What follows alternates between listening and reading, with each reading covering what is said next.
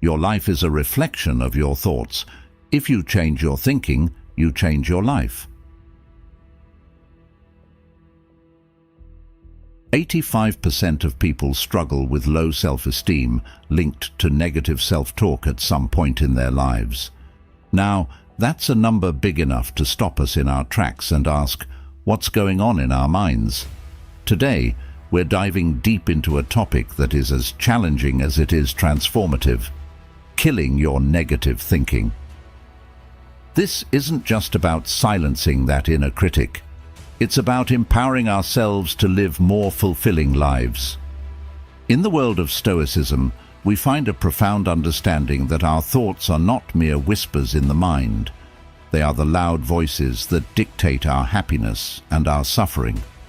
Stoic wisdom teaches us that while the world might not bend to our will, our perception of it is entirely up to us. The Stoics weren't just ancient philosophers. They were the ultimate mental warriors, battling against the tyranny of uncontrolled thoughts and emotions with rationality and inner calm. Today, I'm here to guide you through understanding how these negative thoughts impact us and to explore practical Stoic strategies to combat them. We'll learn how to harness the power of our minds to construct a life not bounded by the chains of negativity, but propelled by the virtues of wisdom, courage, justice, and temperance. If you're skeptical, I encourage you to stay with me. This might challenge some of your deepest held beliefs, but it will also open the door to a new horizon of personal growth. Before we jump in, I invite you to share this video with others who are on their own journey of personal growth and philosophical exploration. And if you appreciate the insights we're exploring here and want to support our journey into Stoicism, a simple, free favor I'll ask from you is to hit the subscribe button. Let's get started. Understanding the problem. Negative thinking isn't just an occasional nuisance or a fleeting bad mood. It's a pervasive issue that can dramatically impact every facet of our lives. From how we feel when we wake up in the morning to the choices we make about our health, careers, and relationships, these thoughts can be debilitating. But what really is negative thinking? At its core, it's a pattern of anticipating the worst, undermining our own efforts, and often assuming we are less capable or deserving than we truly are. Now, why do we fall into this trap? The Stoic philosophers believed that it's not the events themselves that disturb us, but rather our interpretations of these events. Epictetus famously said, "Men are disturbed not by things, but by the view which they take of them." This perspective is at the heart of understanding our problem with negative thinking. It's not necessarily the reality that constrains us. It's the lens through which we view our world. Carl Jung's exploration of the psyche provides further insight. He recognized that much of our negative thinking stems from the less conscious parts of our mind, the personal and collective unconscious. Jung wrote, "Until you make the unconscious conscious, it will direct your life and you will call it fate." By bringing these unconscious beliefs and biases into the light of conscious examination, we can begin to mitigate their control over us. Consider for a moment the impact this has on our everyday life. When faced with a challenge, negative thinking can make us feel as though we've already lost before we've begun, preventing us from taking the very actions that could lead to success. It's like being in a boat and rowing with all your might, but not realizing you're anchored to the shore. No matter how hard you try, you're not going anywhere. Stoicism teaches us to examine our thoughts critically and logically, to question the validity of these negative assumptions.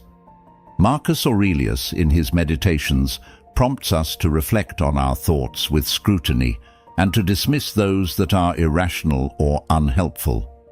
This kind of introspection allows us to detach from harmful thinking patterns and regain control of our mental landscape.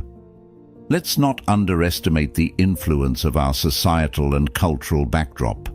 In a world saturated with messages of not being enough, whether it's not successful enough, rich enough, or smart enough, it's easy to see why negative thoughts can creep in.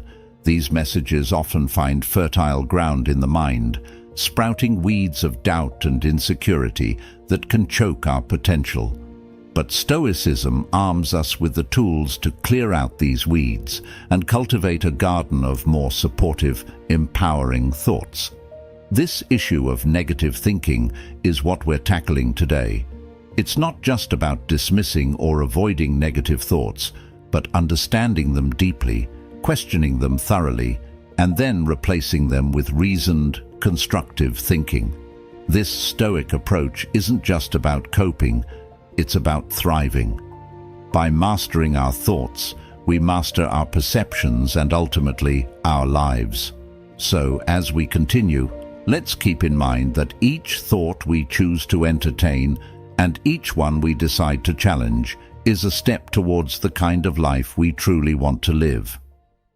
Origins of negative thinking.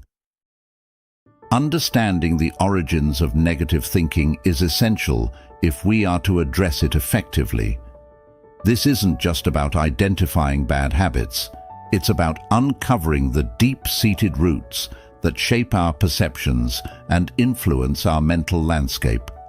Negative thoughts often sprout from a variety of sources: our upbringing, societal pressures, past failures, and sometimes the seemingly inconsequential comments from those around us. Each of these can plant seeds of doubt, fear, and limitation, which can mature into a persistent state of negativity. From a very young age, many of us are introduced to environments that might not foster positive self-esteem. Consider a child who is repeatedly told they are not smart enough, or an educational system that seems to reward only perfection. These experiences can significantly color our worldview. Aristotle once remarked that we are what we repeatedly do. Excellence, then, is not an act, but a habit. If we apply this thinking to the mind, we see that repeated negative thoughts can become a habit of seeing ourselves and our capabilities in a diminished light. Our own experiences of failure and rejection can serve to reinforce these negative scripts. Every time we face a setback or encounter criticism, it can affirm a negative internal dialogue that whispers, "I knew I couldn't do it." This can turn into a self-fulfilling prophecy, not because we lack capability, but because we begin to act in ways that align with our negative beliefs. Plato's idea that reality is created by the mind, we can change our reality by changing our mind, is profoundly relevant here. By examining and challenging our interpretations of these events, we can start to dismantle the foundation of our negative thoughts. Fear also plays a critical role in fostering negative thinking. It's a natural protective mechanism that often spirals into excessive worry or anxiety, overshadowing our rational judgment.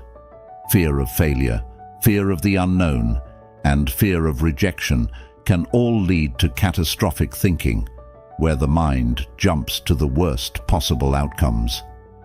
Stoicism offers a tool against this: the premeditation of evils, which involves visualizing the worst-case scenario in detail to lessen its emotional impact when or if it actually occurs.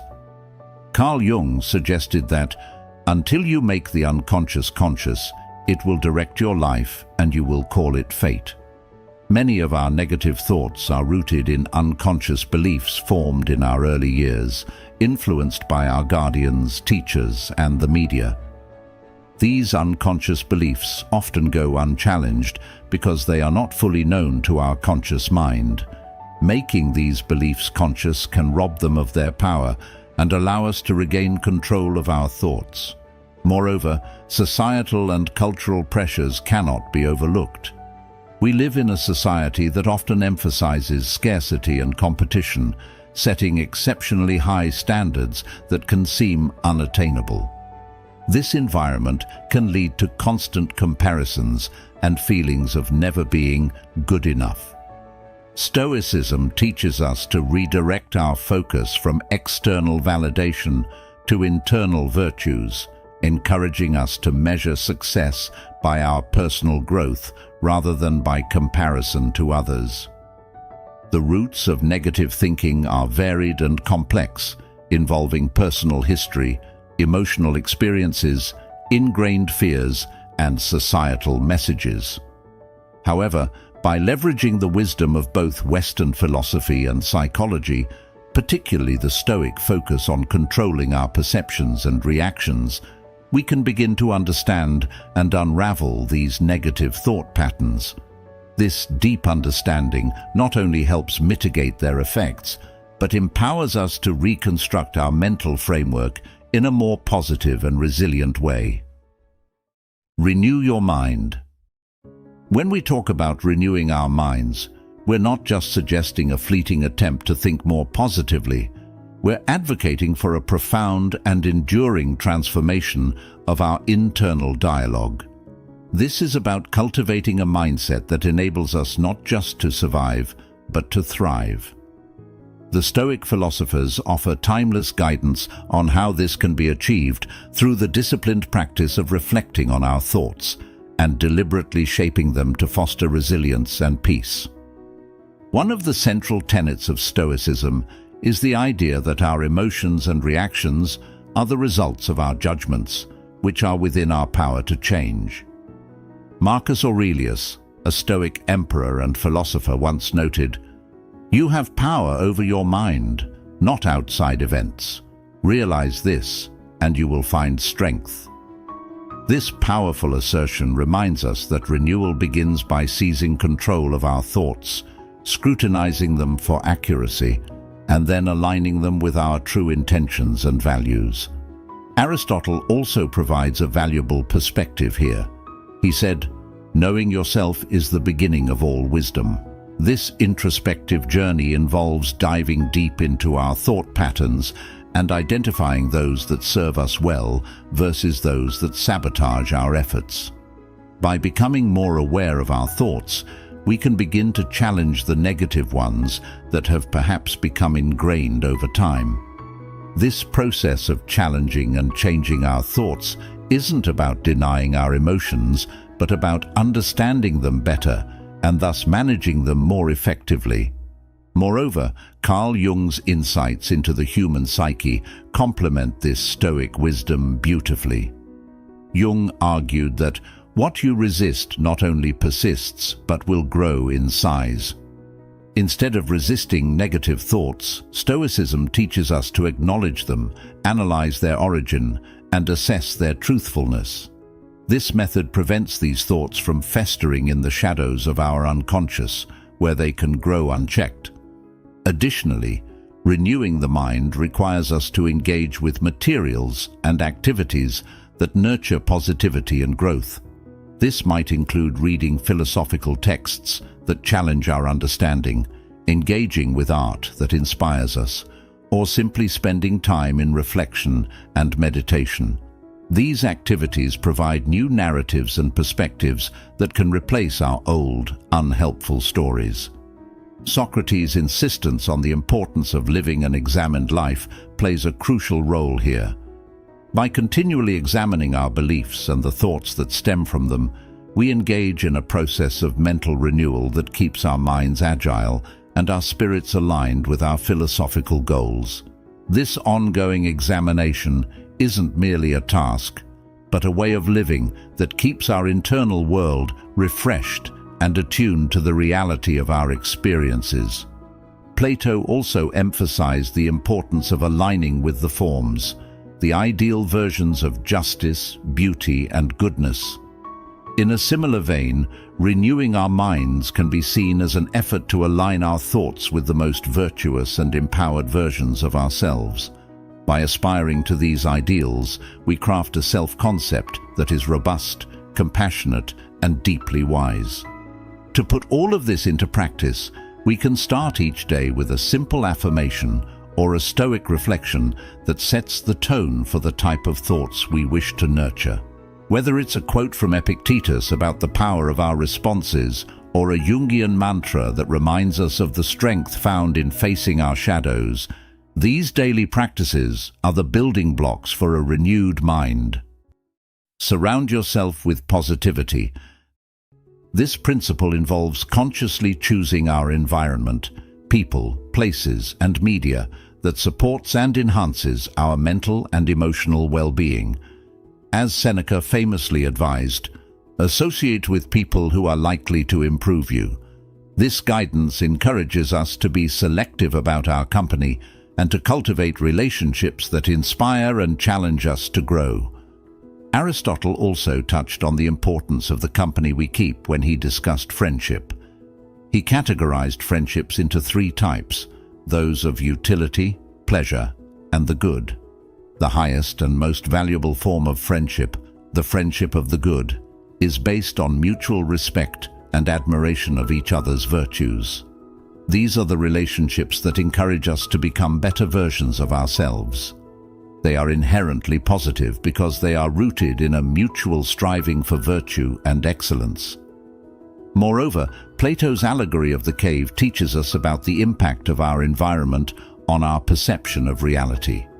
Those who lived in the cave believed shadows cast on the walls were reality because that was all they had been exposed to. When one of them escapes and sees the world outside, he realizes the limitations of his understanding and becomes capable of achieving a higher state of knowledge. This metaphor beautifully illustrates how expanding our surroundings to include positive and enlightening influences can profoundly change our perspective and understanding. Carl Jung's ideas about the collective unconscious and the archetypes also provide insight into the importance of surrounding ourselves with positivity. According to Jung, our psyche is influenced by shared memories and ideas that form the collective unconscious. These shared cultural elements shape how we perceive the world and ourselves.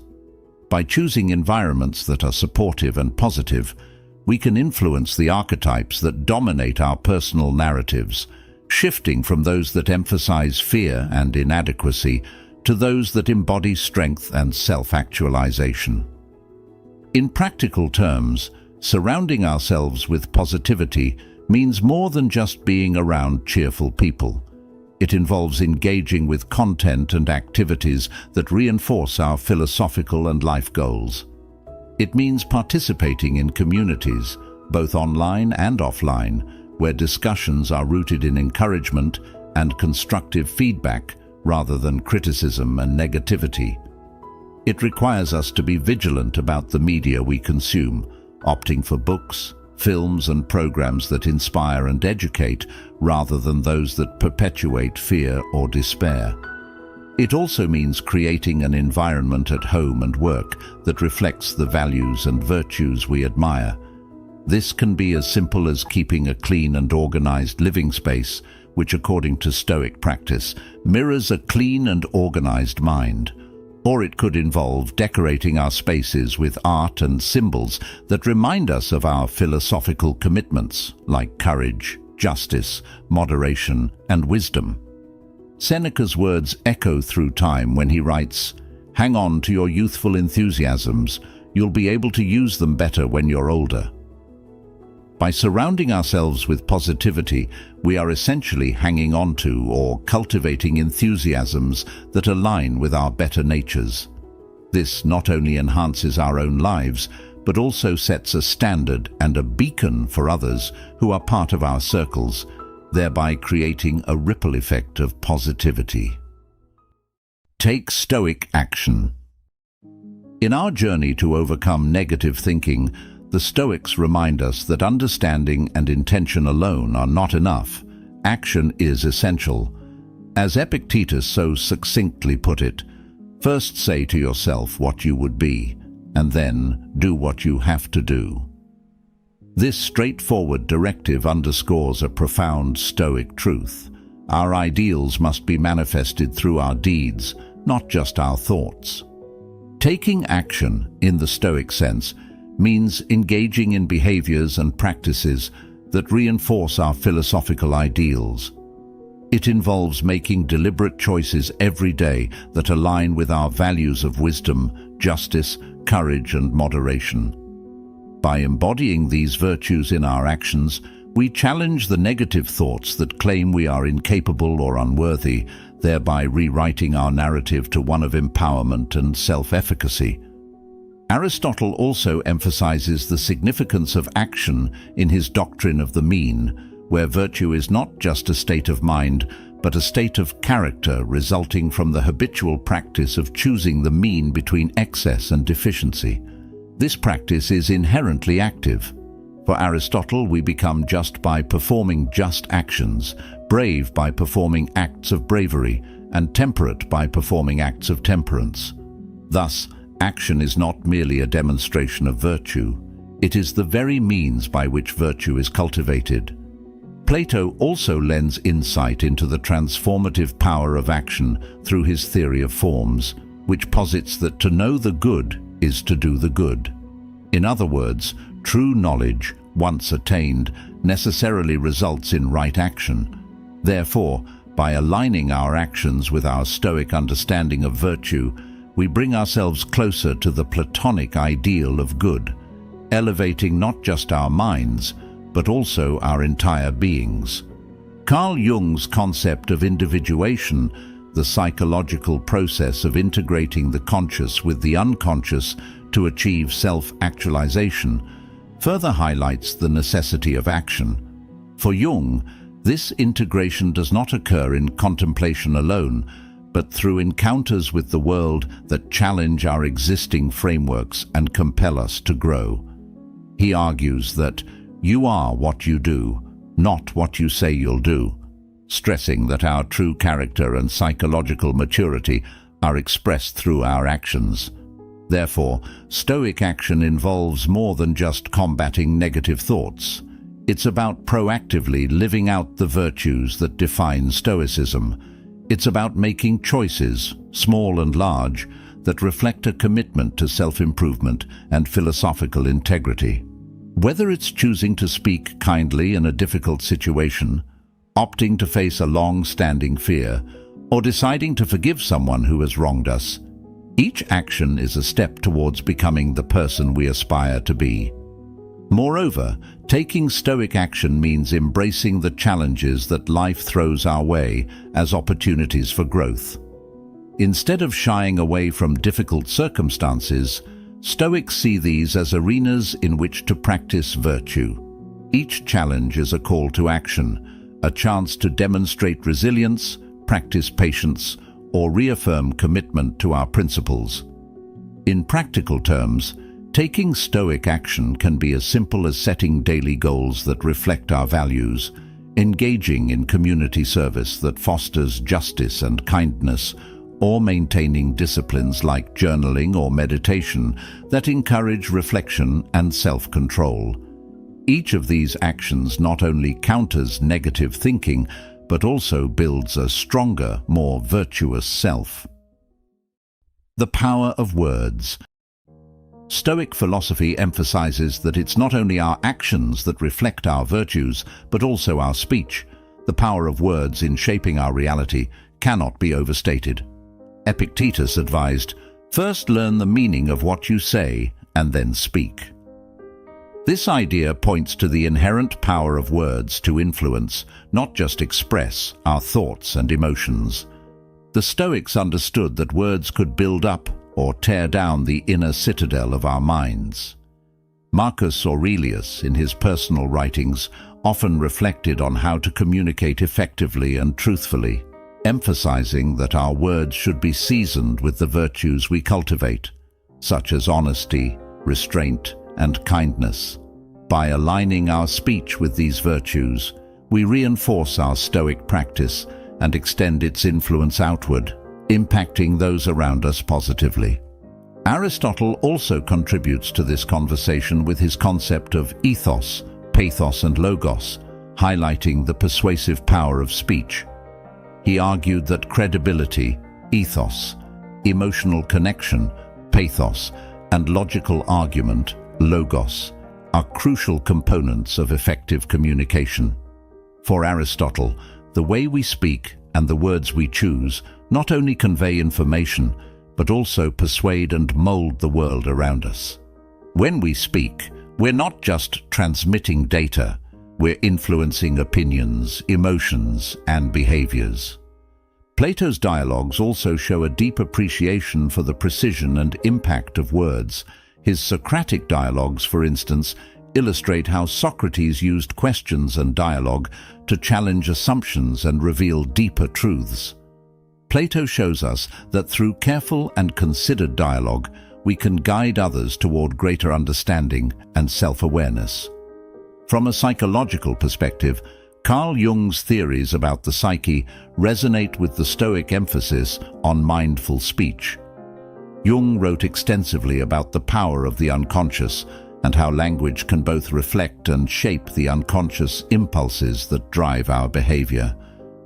He believed that by bringing these impulses into conscious awareness through dialogue and reflection, we can better integrate our psychological components, leading to greater wholeness and health. Moreover, the power of words extends beyond interpersonal interactions. In our internal dialogues, the words we use to talk to ourselves can significantly influence our self-perception and emotional state. Negative self-talk, a common human experience, can be particularly destructive, leading to decreased motivation and increased feelings of helplessness. Conversely, positive self-talk, grounded in Stoic virtues, can empower and uplift. Engaging in positive affirmations, a practice often recommended in modern cognitive behavioral therapies, aligns well with Stoic exercises. These affirmations are not about deluding oneself with unrealistic statements, but about reinforcing the strength and resilience that come from a Stoic understanding of control and virtue. By affirming our ability to manage our responses and our commitment to living according to our values, we strengthen our Stoic resolve. Therefore, the power of words in Stoicism is not merely theoretical but deeply practical.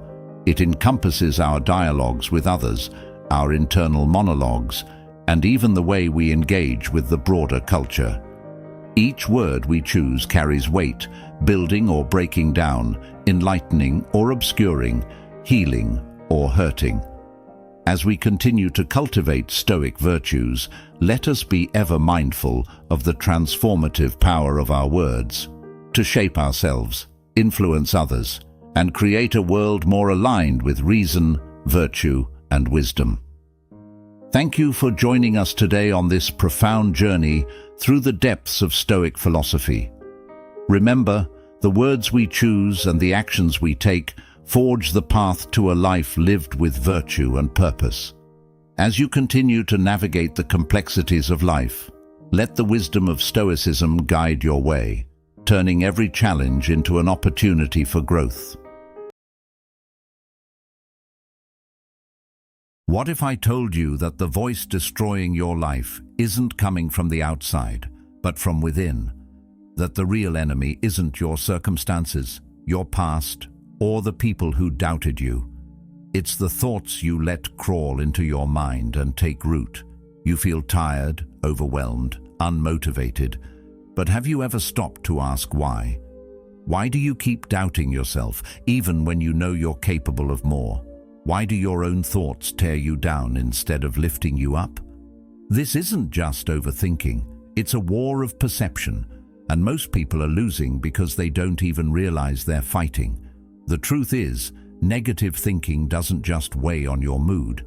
It burns through your purpose, tears at your discipline, and paralyzes your will.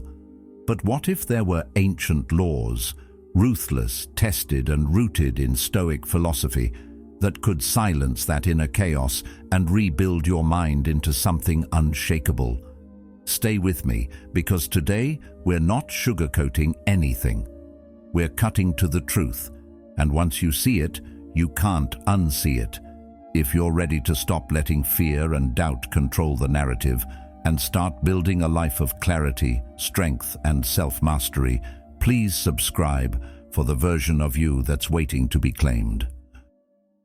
Law 1. Attack the root, not the symptom. Most people live inside a noisy head without even realizing it. Their minds are full of little fires, anxious thoughts, restless worries, sharp bursts of self-doubt, and they spend every day putting them out one by one. But here's the catch. No matter how many times you stomp them out, they come back. Why? Because you're treating symptoms, not sources. You're busy calming the noise, but you're not asking where it's coming from. Stoicism teaches us that the mind is not a random storm, it's a pattern. And when we don't examine that pattern, we suffer the same mental attacks over and over again. This is where real self-mastery begins, not by reacting, but by investigating.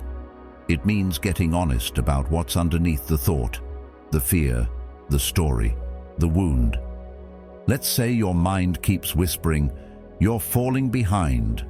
Most people will try to distract themselves, scrolling, eating, rushing into busy work. But the Stoic takes a breath and digs deeper. Am I really behind? Or am I comparing myself to someone who doesn't even live my life? Or maybe I'm tying my worth to someone else's timeline. These aren't just thoughts, they're roots. And if you don't deal with them, they grow back stronger. Epictetus said, "It's not what happens to you, but how you react to it that matters."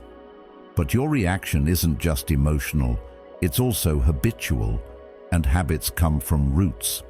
Carl Jung once said, "Until you make the unconscious conscious, it will direct your life, and you will call it fate." That line hits hard, because most of our suffering doesn't come from the world. It comes from the stuff inside us that we never look at. That fear of judgment you carry, that's not just a personality trait, that's a root. It probably started years ago, maybe even in childhood. The moment you felt that being yourself wasn't enough. And now, every decision you make, what you say, what you wear, what you hide, is shaped by that root. The Stoic doesn't ignore this. They don't cover it up with fake positivity. They confront it, not because they're fearless, but because they know fear grows stronger in silence. Every negative thought is a flare. It wants your attention, not so you'll panic, but so you'll investigate. Because once you understand where a thought is coming from, you can challenge it. You can talk back to it. You can change the behavior that feeds it. Think about it. If you walk into your house and see water on the floor, do you just mop it up every day? Or do you go find the leak and fix it? That's what this law is about. Fixing the leak. Facing the thing you've been avoiding. Here's the beautiful part. When you stop swatting at symptoms and start cutting the root, everything changes. Your anxiety doesn't own you. Your doubt doesn't paralyze you. Your sadness doesn't spiral into shame. Why? Because you've seen where it lives, and once you see the root, it loses its power. You can decide what to do with it. Seneca said, "We suffer more in imagination than in reality." He's not denying that pain exists. He's saying most of our suffering is a loop we create by avoiding the real source. That's what cutting the root prevents. It breaks the loop. Let's make this real. Next time you feel overwhelmed, instead of saying, "I can't handle this," say, "What exactly am I afraid of?" Get specific. Are you afraid you'll disappoint someone? That you'll fail publicly? That you'll waste your time? Write it down, then go one step deeper. Why would that outcome hurt you so much? What belief do you have about yourself that's making that fear feel bigger than it is? That's where the root lives. And once you name it, you can decide, does this belief belong here? Or is it time to let it go? This isn't always comfortable. In fact, it rarely is. Facing the truth never is. But discomfort is not your enemy. It's your guide. That edge you feel when you dig deeper, that's where freedom starts. And this isn't just about fixing problems. It's about reclaiming power. the power to respond rather than react, the power to choose clarity over confusion, the power to act even when your mind wants to run. You don't need more distractions. You don't need more motivation posters. You need precision. You need to look your fear in the face and say, I see you. I know where you came from, but you don't drive anymore. That's stoicism. That's self-leadership. And once you start living like that, cutting the root instead of trimming the leaves, you stop being at the mercy of your thoughts. You become the one in charge. Law 2. Control the frame, or be controlled by it. Sometimes life throws something at you that stops you in your tracks. Maybe you get rejected. Maybe a plan falls apart. Maybe someone you trusted walks away. And instantly your mind rushes in to explain what just happened.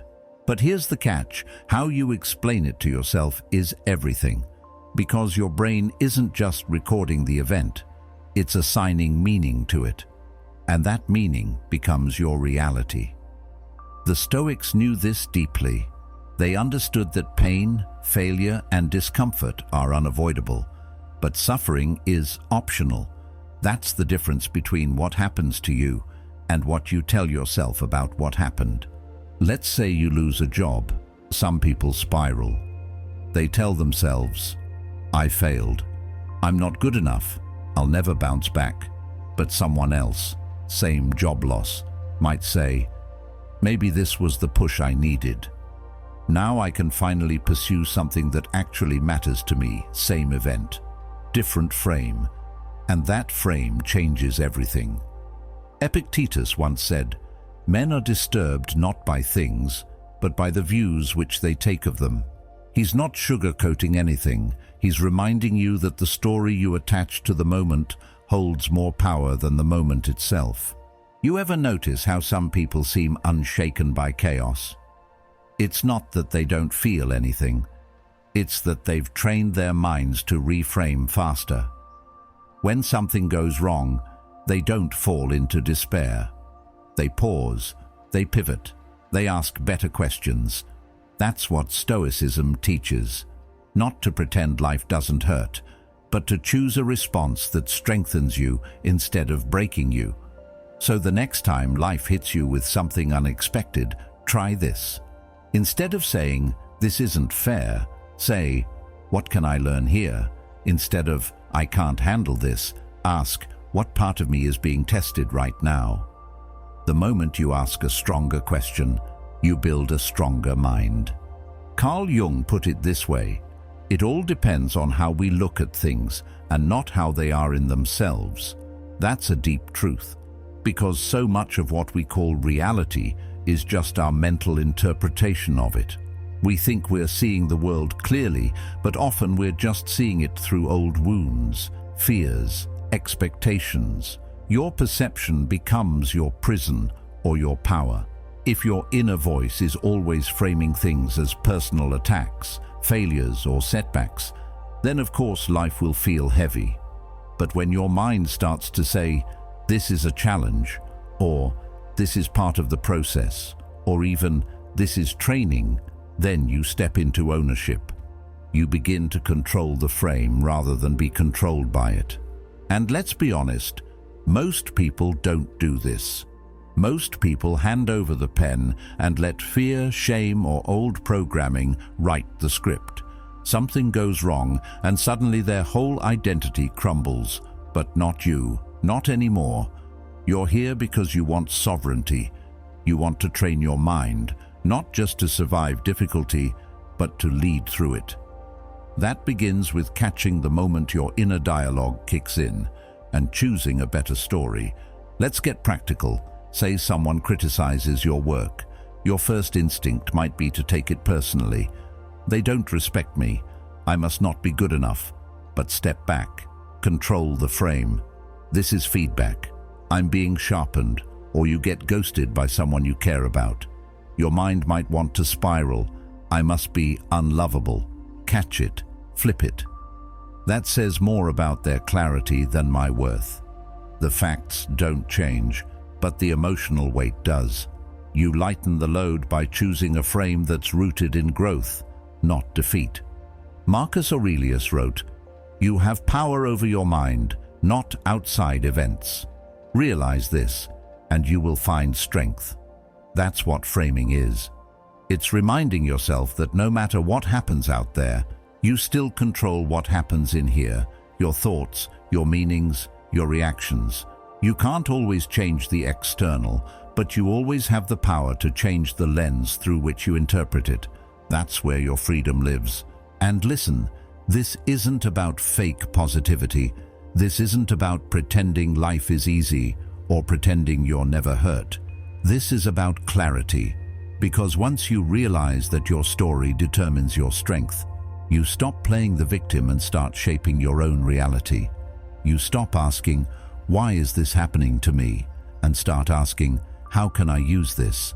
And that single shift, that can change your entire direction. Think about the last time something knocked you down.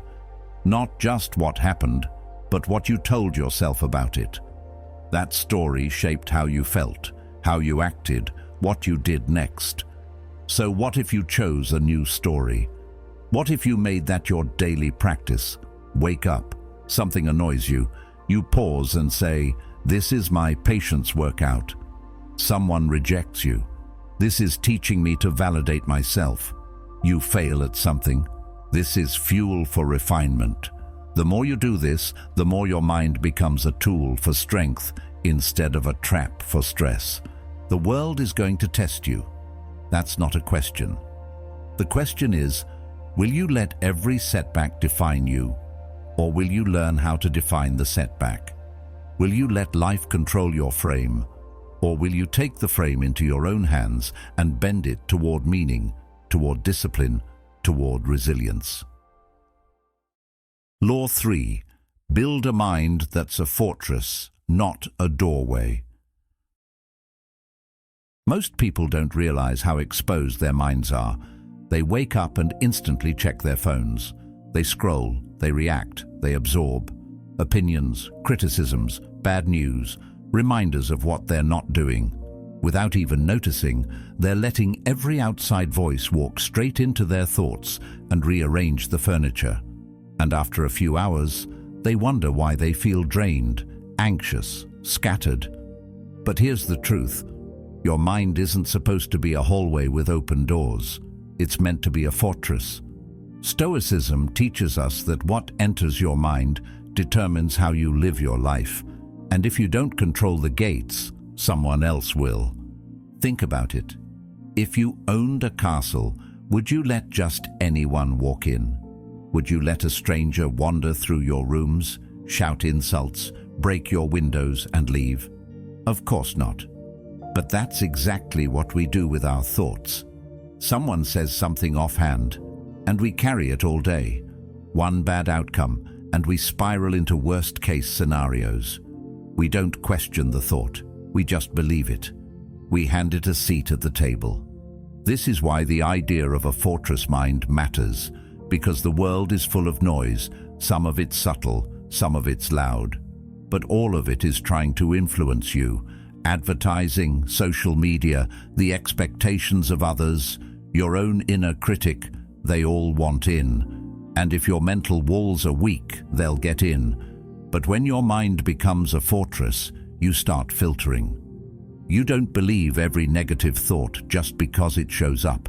You don't accept every opinion just because it's loud. You stop being reactive. You start being selective. And that's where power begins. Carl Jung once wrote, "Who looks outside dreams, who looks inside awakes."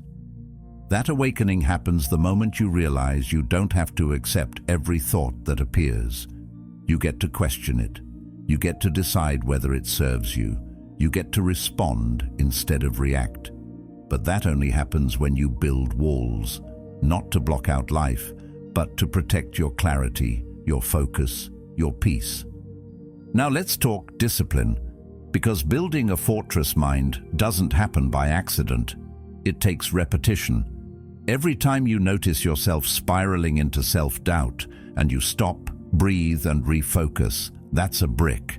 Every time you catch a useless comparison before it ruins your day, that's another brick.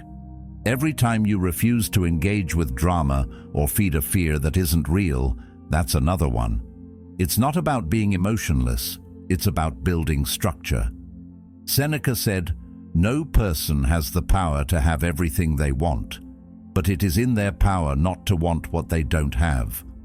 That's a fortress mindset, choosing restraint over reaction, choosing inner control over outer chaos. But here's the part most people miss. Not every thought is yours. Some are echoes from childhood, some are projections from other people, some are just noise picked up from the world. And if you don't slow down and examine them, they'll run your life. You'll think you're making decisions, but you're just following scripts you never wrote. This is why the Stoics practiced journaling, reflection, silence, to strengthen the inner walls, to know what was truly theirs and what wasn't. So how do you start building this fortress? First, you watch the gate. When a thought enters, don't just accept it. Ask, is this helpful? Is this true? Is this mine? If it's a lie, a distraction, or a burden, let it go. Slam the gate. Next, limit the voices you allow in. Not everyone deserves access to your inner world. Choose your influences the way you'd choose someone to guard your home. Carefully, intentionally, and most importantly, create daily habits that reinforce mental strength. Meditation, reading, reflection, journaling, cold exposure, silence. These aren't trends, they're bricks, and the more you stack them, the more unshakable your mind becomes. Let's be honest, life isn't going to get quieter. The world isn't suddenly going to become more peaceful, more supportive, more tailored to your emotional safety. If anything, it'll get louder, more pressure, more opinions, more distractions. So the question isn't, will I be tested? It's, will I be ready? The fortress mind doesn't mean nothing gets to you. It means when something does get through, you don't fall apart. You pause, you assess, you respond with strength, not emotion. And the best part? People notice. Not because you're flashy, but because you're stable. You become the one who doesn't panic when things go wrong, who doesn't gossip when everyone else is spiraling, who listens more than they speak, who doesn't need to prove anything because they've built something inside that speaks for itself. That kind of presence isn't built overnight, but it is built day by day, thought by thought, wall by wall. Law 4. Detach from what you can't command. It starts with good intentions. You care about something or someone, and naturally, you want it to go well. You want to succeed, be seen, feel appreciated, feel secure. And at first, that seems harmless. But little by little, that care turns into attachment. Suddenly, you're not just doing your best at work. You're tying your self-worth to whether your boss praises you. You're not just enjoying a relationship, you're depending on it to feel whole. You're not just using social media, you're letting the numbers decide if today was a good day or not. And that's where things start to break. Not because caring is wrong, but because attachment blurs the line between what you can command and what you never truly owned in the first place. Stoicism makes one thing painfully clear: the only thing that's truly yours is your response, your thoughts, your decisions, your actions. Everything else, outcomes, opinions, relationships, rewards, is outside your control. Epictetus put it simply: some things are up to us, and some things are not. And it's the things that are not that usually cause us the most pain. Not because they hurt us directly, but because we cling to them with the belief that they define us. That kind of thinking will always lead to suffering. Think of it like this: you're holding a rope. On the other end is something or someone you care deeply about. But that thing starts to sink. It pulls, and you feel the tension in your hands. You could let go, but you don't. You tell yourself you have to hold on. You convince yourself that letting go means failure, means giving up. So you hold tighter. And as you do, your arms start to burn. Your grip weakens, and slowly, without even realizing it, you're being pulled under too. That's what emotional attachment does. It promises connection, but delivers pain. It looks like strength, but becomes a leash. Carl Jung said, "Whatever you are not changing, you are choosing." And when you continue clinging to what is clearly hurting you, that's exactly what you're doing, choosing pain, choosing powerlessness. Stoicism teaches the opposite.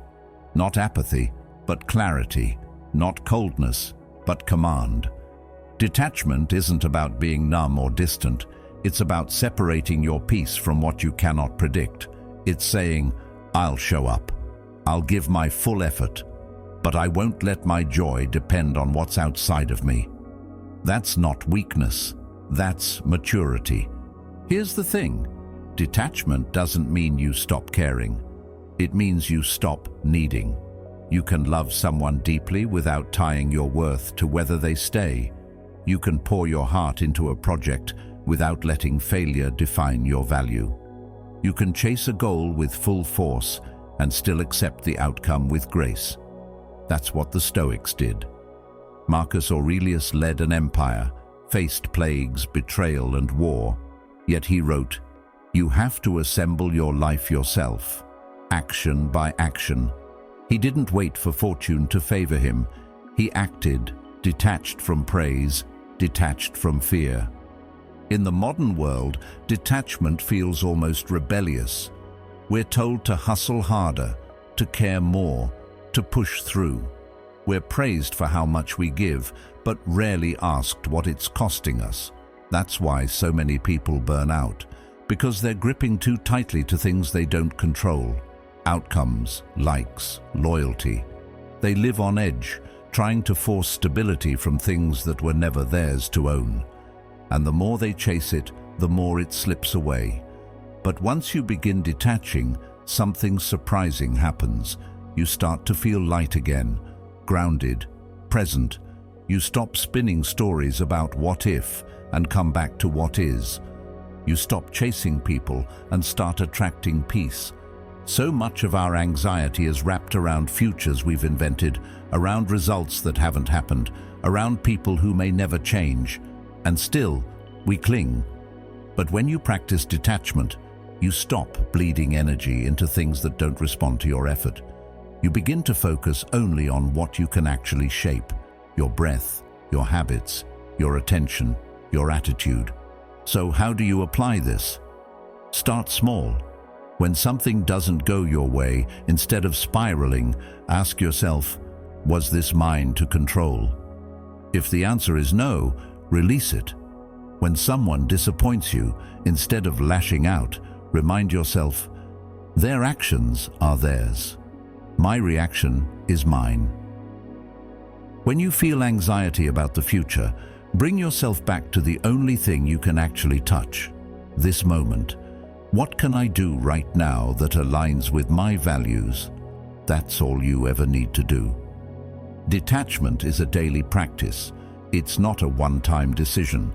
Some days you'll let go with ease. Other days it'll feel like tearing a piece of yourself away.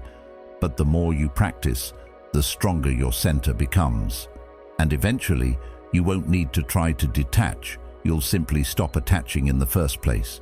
You'll love without fear, give without expectations, act without needing recognition. That's when your mind becomes free. And maybe the most powerful shift is this: once you stop clinging to what you can't command, you start commanding what you can.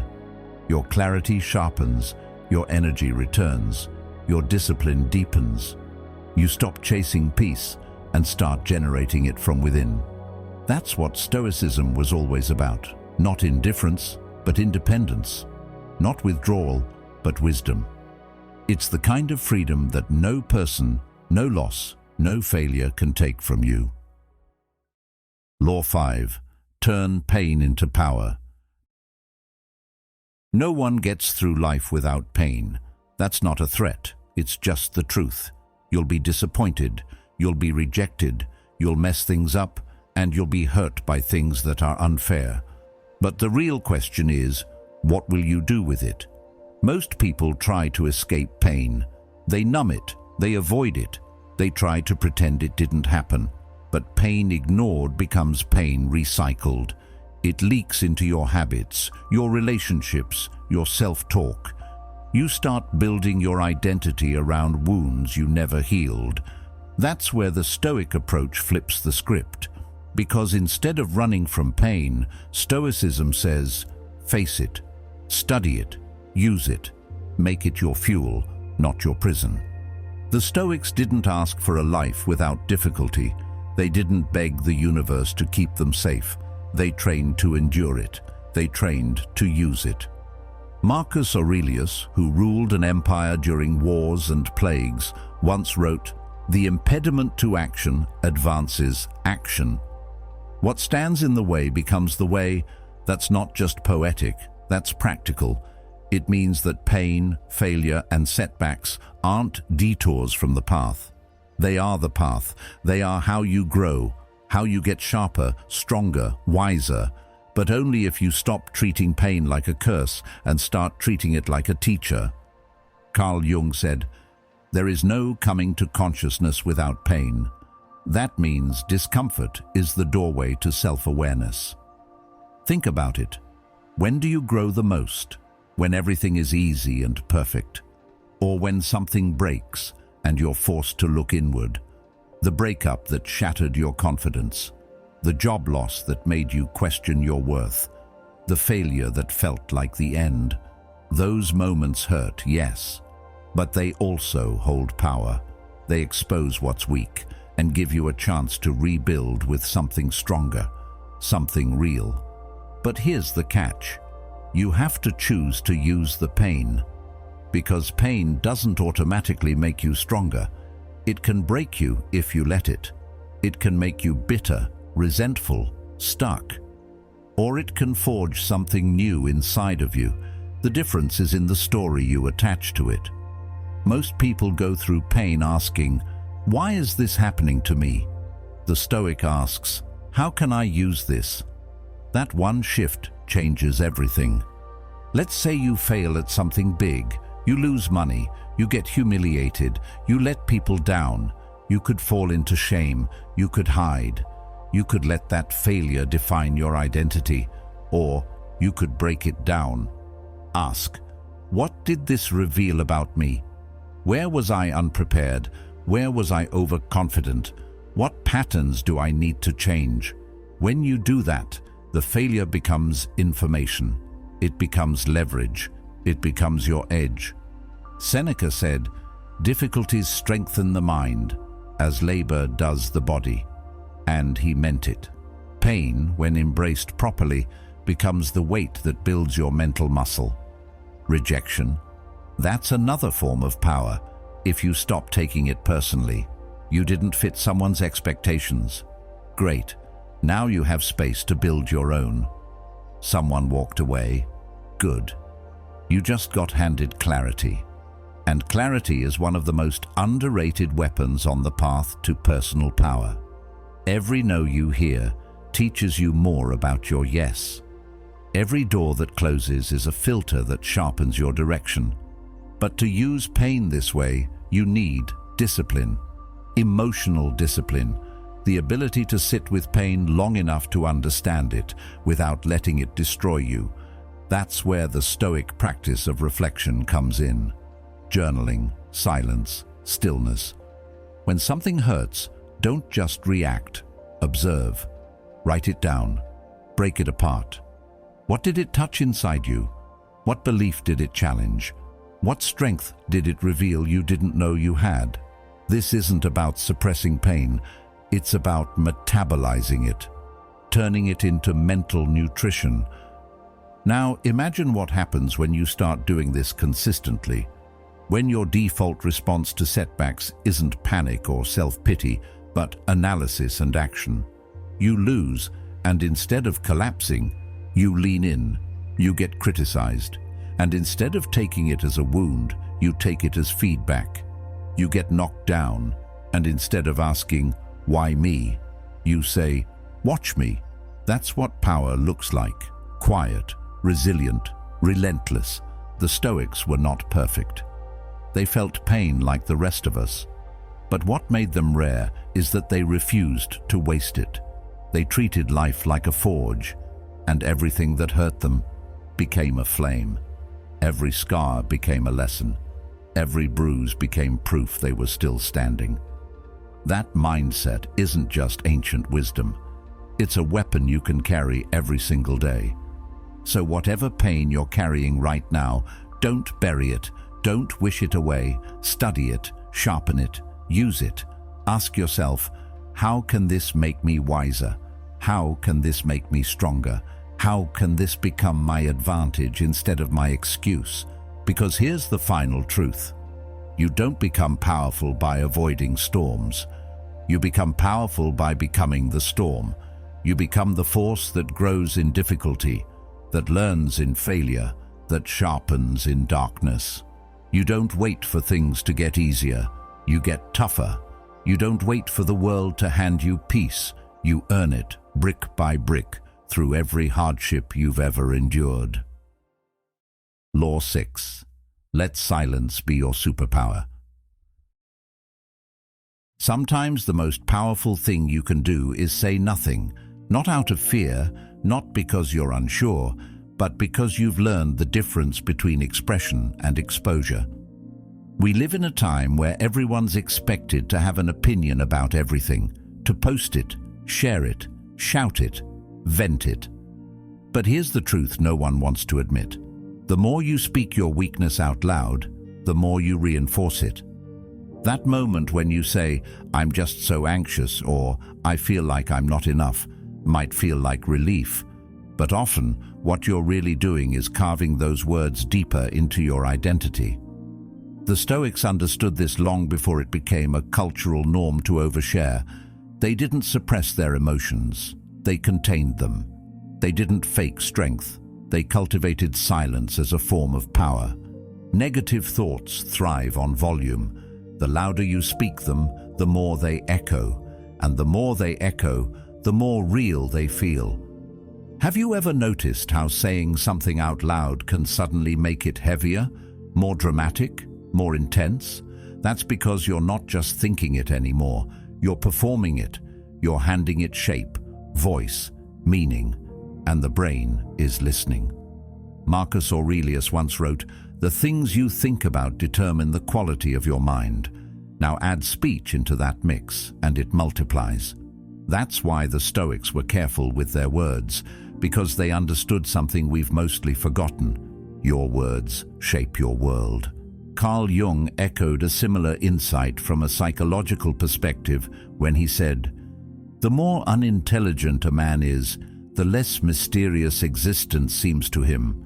What he meant was, the more you talk without thinking, the more you dull your awareness of what's truly going on inside you. Silence, on the other hand, forces introspection. It makes you sit with discomfort instead of outsourcing it through noise. And that discomfort? That's where the transformation happens. Silence doesn't mean you're disconnected. It means you're deliberate. It means you're choosing when and how to use your energy. Because here's the thing, every time you explain yourself, justify your emotions, or vent about things you can't control, you're giving your power away. You're handing out pieces of your clarity to people who might not even understand your world. The Stoics didn't play that game. They believed in stillness over noise. They trained themselves not to respond to every provocation, not to explain their strategy, not to argue with people committed to misunderstanding them. Instead, they let their actions do the speaking. Seneca said, "It is not that we have a short time to live, but that we waste a lot of it." Now think about how much time and energy is wasted explaining things that didn't need explaining, sharing thoughts that didn't need voicing, chasing validation that didn't make you stronger. Silence isn't about being mysterious for the sake of it. It's about protecting your focus. It's about not handing your blueprint to people who haven't earned it. And it's about giving your words weight so that when you do speak, it matters. Let's go even deeper. Silence trains emotional control. When you resist the urge to vent or complain, you're not bottling emotions. You're learning to hold them, to study them, to master them. You're learning not to be impulsive. And over time, that builds a kind of inner discipline that no external praise can give you. Because now, when life pushes you, you don't flinch. You don't need to prove anything. You become calm, steady, unreadable. That's a rare kind of power. But here's the twist. People will misunderstand your silence. They'll say you're distant, cold, detached. Let them. That's part of it. When you're quiet, people project. They wonder what you're thinking. They try to guess what your next move is. And that gives you strategic advantage. Not because you're trying to manipulate anyone, but because clarity loves stillness, and confusion often defeats itself. The Stoics didn't reveal everything, and neither should you. In a noisy world, stillness creates contrast, and contrast creates presence. You've probably heard the saying, "Don't speak unless you can improve the silence." That's not just a poetic line. It's a Stoic principle in action. Before you speak, ask, is this necessary? Is this useful? Does this reflect the person I want to be? If the answer is no, say nothing. Let your silence be a filter, because the fewer words you use, the more intentional you become with the ones you do choose. And when your words are rare, they hit harder, they echo longer.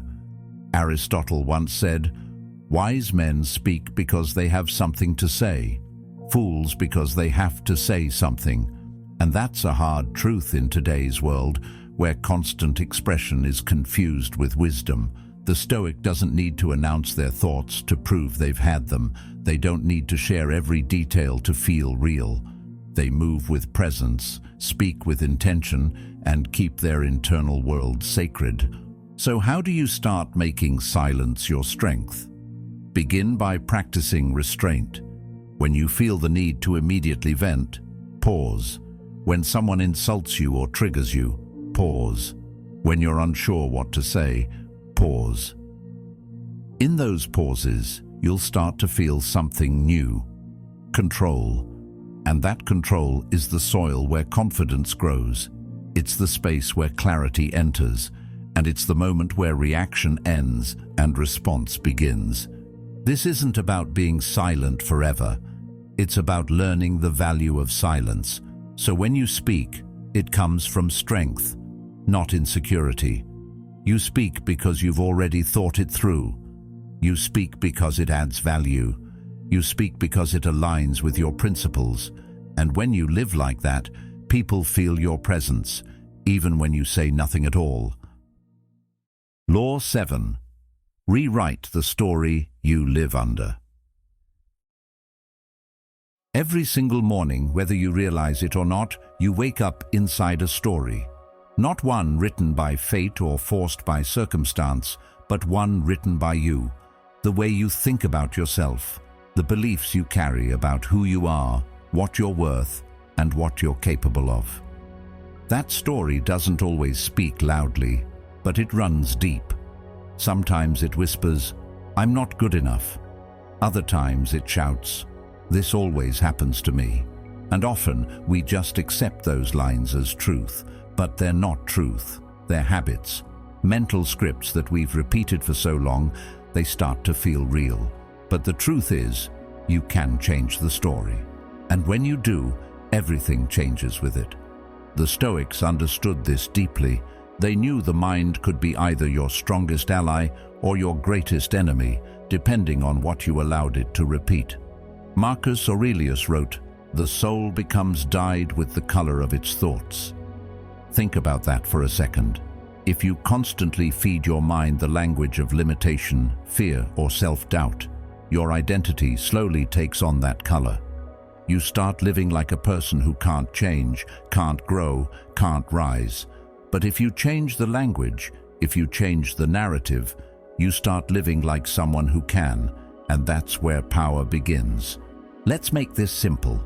Your brain believes what it hears the most. That includes what it hears from you. If you keep saying things like, "I'm not a confident person," or "I always mess up," or "this is just who I am," then your mind will build behaviors that match those beliefs. It doesn't question you, it follows you. Carl Jung said, "You are what you do, not what you say you'll do." But here's the twist. What you do is shaped by what you believe. So if your beliefs are rooted in weakness, even your strongest actions will feel like you're pushing against yourself. Now ask yourself, where did your current story come from? Who wrote the script you're living by? Was it a teacher who told you you weren't smart? A parent who didn't believe in you? A friend who betrayed your trust? Or maybe it was failure, repeated so many times that you started thinking it defined you. But none of those things get to hold the pen anymore, unless you let them. You are not obligated to live under a story that was written from someone else's fear, someone else's misunderstanding, or even your own past mistakes. That story can be changed. Rewriting your story doesn't mean lying to yourself. It means choosing a frame that strengthens you instead of weakening you. The Stoics never said to ignore fear. They simply didn't let it control the narrative. Instead of saying, "I'm afraid, so I'll avoid it," they said, "Fear is a signal. It means I'm stepping into something meaningful." Instead of saying, "This situation is unfair," they said, "This is a chance to practice justice and endurance." That shift in language isn't just poetic, it's practical. It moves you from victim to author, from passive to powerful. And this isn't about becoming some overly optimistic version of yourself. This is about becoming accurate. Because most of your negative self-talk isn't just unhelpful, it's inaccurate. You're not lazy, you're overwhelmed and unclear. You're not weak, you're untrained. You're not a failure, you're in the middle of learning. Plato said, "The beginning is the most important part of the work." And the beginning of every transformation is the story you choose to tell yourself when no one is watching. So how do you rewrite it?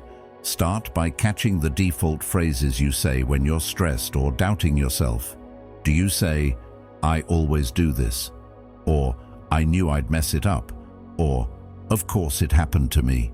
Those are not just thoughts, they're scripts. And if you repeat them often enough, they shape your actions, your tone, your posture, your entire way of being. Begin replacing them, not with fake positivity, but with grounded strength. Instead of "I'm anxious," say, "I'm alert and preparing." Instead of "I'm not ready," say, "I'm becoming the kind of person who handles this." Instead of "I always mess up," say, "I'm still learning and I'm improving." Seneca wrote, "We become brave by doing brave acts." That includes the act of rewriting our own internal dialogue. You don't need permission. You don't need anyone else to validate your new narrative. You just need to live it, and the more you repeat it, the more your actions follow. Your mind is constantly listening. Give it better words to believe in. But know this, rewriting your story is not a one-time event. It's a daily ritual. Every time something challenges your old identity, you'll feel the pull to go back to your default settings. See? You still don't have what it takes. In that moment, you don't argue. You respond with the new narrative. I used to believe that. I don't anymore. That's how identity shifts. Not through force, but through repetition, through patience, through persistence. And over time, this new story becomes your baseline. You start acting like someone who trusts themselves, someone who speaks with intention, someone who sees setbacks not as signals of failure, but as moments of refinement.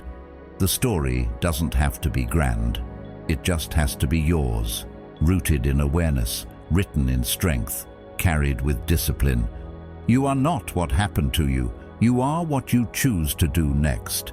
The script in your head isn't set in stone, it's written in chalk. And you, right now, have the eraser. Use it. Not because your past was wrong, but because your future deserves a better narrator. The world will always try to shake you, through noise, through fear, through doubt. But the power to stand still, to think clearly, to act with purpose, that's always been yours. You don't need to control everything around you. You just need to command what's within. And when you do, nothing can touch your peace.